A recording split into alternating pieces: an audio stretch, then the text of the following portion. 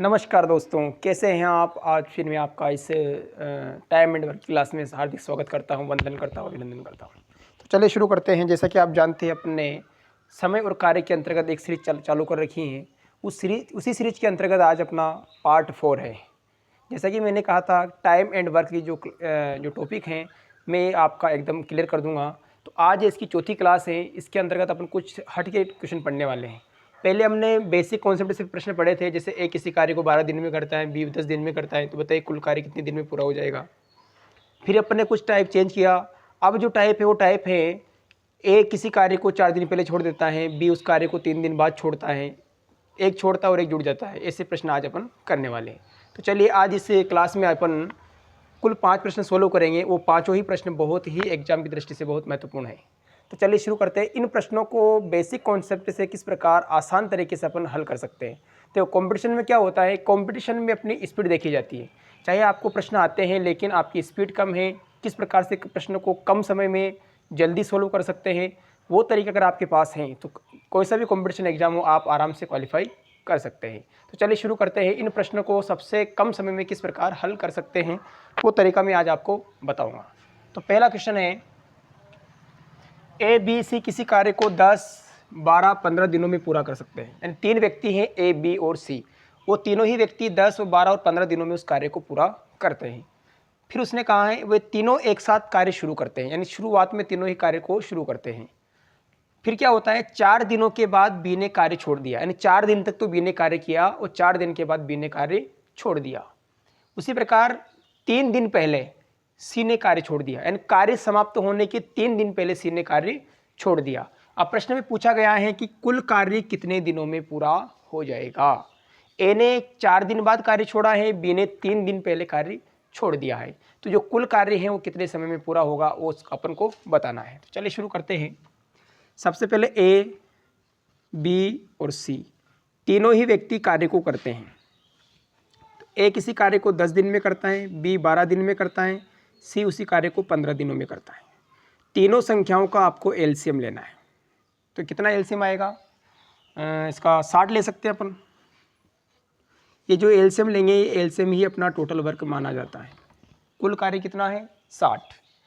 अब 10 का भाग देंगे 60 में तो 6 बार जाएगा, ये इसकी स्पीड आ गई। ये चाल निकाल रहे अपन सभी की।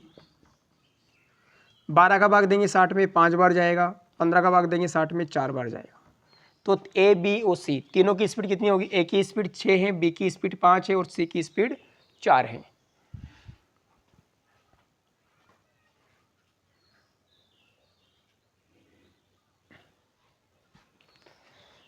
चलिए अब आपको बताना है कि कुल कार्य कितने समय में पूरा हो जाएगा। तो यहां पर प्रश्न में दिया हुआ है कुल कार्य कितना है, 60। इसका मैं सबसे शॉर्ट तरीका आपको बता रहा हूं कि किस प्रकार कम समय में इस प्रश्न को अपन हल कर सकते हैं। तो कुल कार्य तो है अपना 60। अब यहां पर देखना, 4 दिनों के बाद बी ने कार्य छोड़ दिया, यानी बी ने कार्य छोड़ा है। अब यहां पर क्या बात आपको ध्यान रखनी है, बाद लिखा हुआ है और यहां पर पहले लिखा हुआ है। अगर प्रश्न में बाद लिखा हुआ है तो चिन्ह प्लस का लगाना है, सॉरी माइनस का लगाना है, और पहले लिखा हुआ है तो चिन्ह प्लस का लगाना है। बाद वाले में माइनस लगाना है, पहले वाले में प्लस लगाना है। तो देखो बी ने कितने दिन बाद कार्य छोड़ा, 4 दिन के बाद कार्य छोड़ दिया, तो 4 बी लिखना है। बाद लिखा हुआ है 4 दिन बाद छोड़ा है तो क्या लगाना है, माइनस।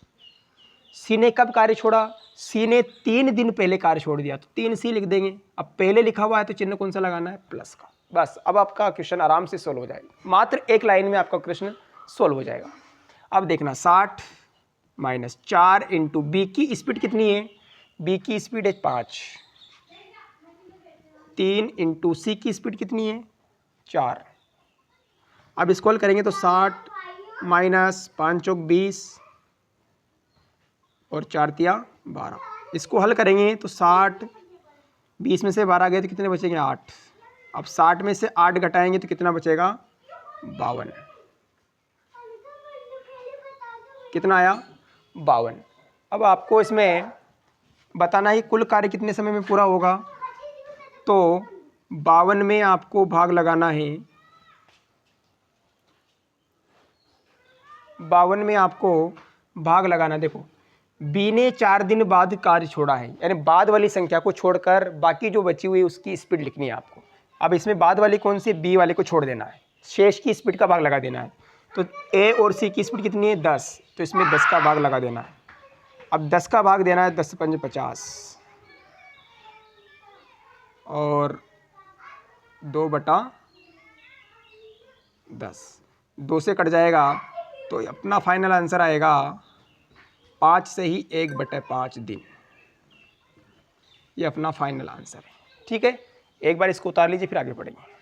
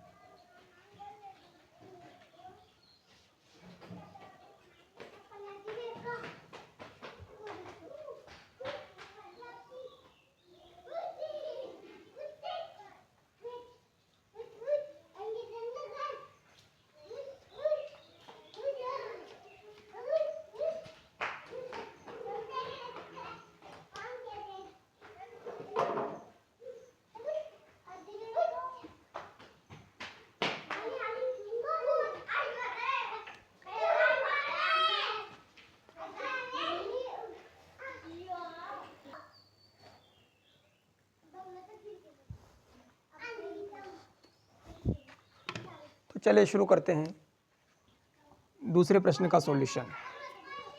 क्या कहा इसमें, ए और बी किसी काम को 8 दिन और 12 दिन में पूरा करते हैं। यदि उन्होंने एक साथ कार्य शुरू किया लेकिन ए ने काम पूरा होने से 2 दिन पहले काम को छोड़ दिया, तो बताइए काम कितने दिनों में पूरा होगा। तो सबसे पहले यहाँ लिखना है आपको ए और बी।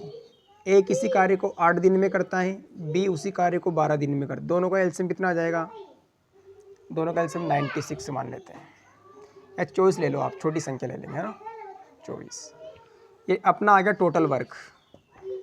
ठीक है, अब 8 का भाग देंगे 24 में तो 3 बार जाएगा, 12 का भाग देंगे तो 2 बार जाएगा। ये इन दोनों की चाल आई, ए की चाल 3 है और बी की चाल 2 है। ठीक है, अब यहाँ पर अपन शुरू करते हैं। कुल कार्य है 24। अब उसने कहा ए ने काम पूरा होने से 2 दिन पहले, मैंने कहा था पहले और बाद को ध्यान रखना है, पहले लिखा हुआ तो प्लस लगाना है। 2 दिन पहले ए ने काम छोड़ दिया तो 2A।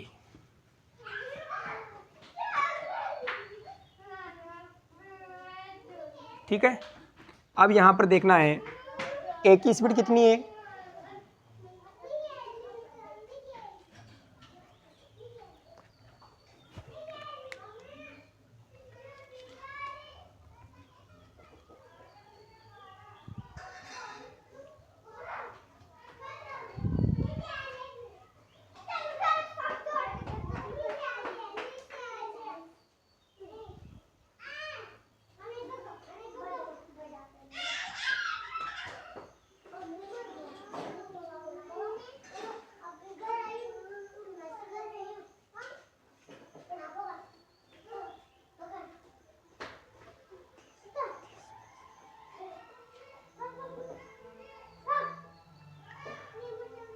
चलिए देखो इधर ध्यान से।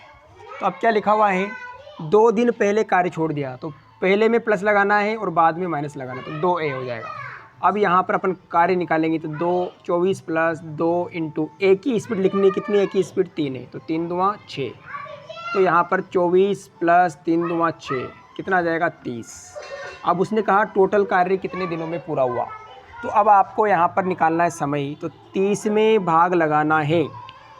देखो अब आप दोनों की स्पीड कितनी है, 3 और 2 5, 5 का भाग लगा दो कितनी बार भाग जाएगा? 6 बार। तो 6 दिन। कार्य कितने दिन में पूरा हो जाएगा? अपना जो कार्य है वो 6 दिन में पूरा हो जाएगा। ये इस सवालों को हल करने की सबसे शॉर्ट ट्रिक है। एक बार इसको नोट करें, फिर हम आगे पढ़ेंगे।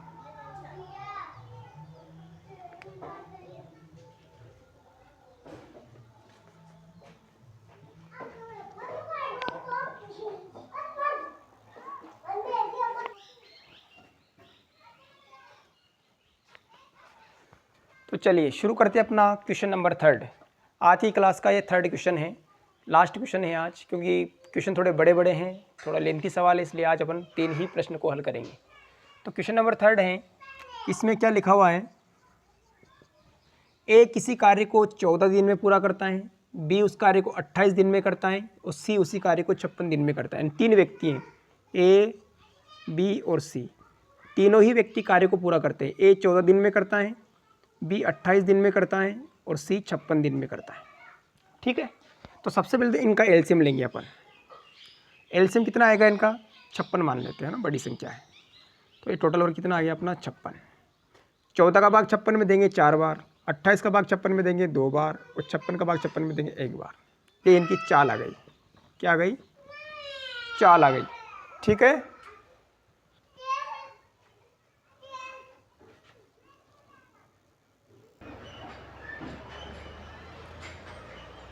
तो चलिए देखिए आगे। तो इनकी स्पीड निकाल ली अपन ने। ए की स्पीड 4 है, बी की 2 है और सी की 1 है। कुल कार्य कितना है? 56 है।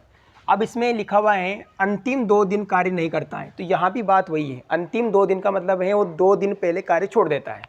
तो अंतिम 2 दिन का मतलब होता है 2 दिन पहले। तो आपको कंफ्यूज नहीं होना है, बात वही है, थोड़ा क्वेश्चन को घुमा दिया उसने। अंतिम 3 दिन का मतलब होता है 3 दिन पहले, बाकी स्टेप वही है। ठीक है, अब यहाँ पर देखना है कुल कार्य कितना है? 56।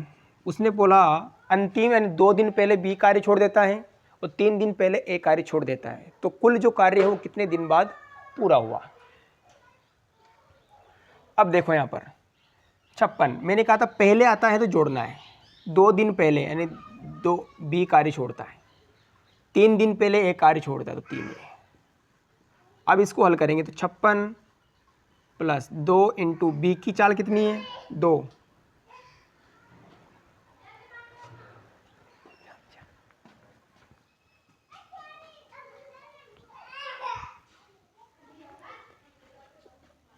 ए की चाल कितनी है? ए की चाल कितनी है? ए की चाल है 4। तो 56, 2 दूना 4 और 4 तिया 12। अब कुल संख्या कितनी आएगी यहाँ पर? 56 4 60 70 72 72। अब कुल कार्य कितने दिनों में पूरा होगा? तो 72 में आपको भाग लगाना है। ये 72। अब इन सभी की स्पीड कितनी है? 4 2 6 और 1 7। 7 का इसमें भाग लगा देना है। तो कितनी बार भाग जाएगा? 10 सही 2/7 दिन। ये अपना फाइनल आंसर आ गया।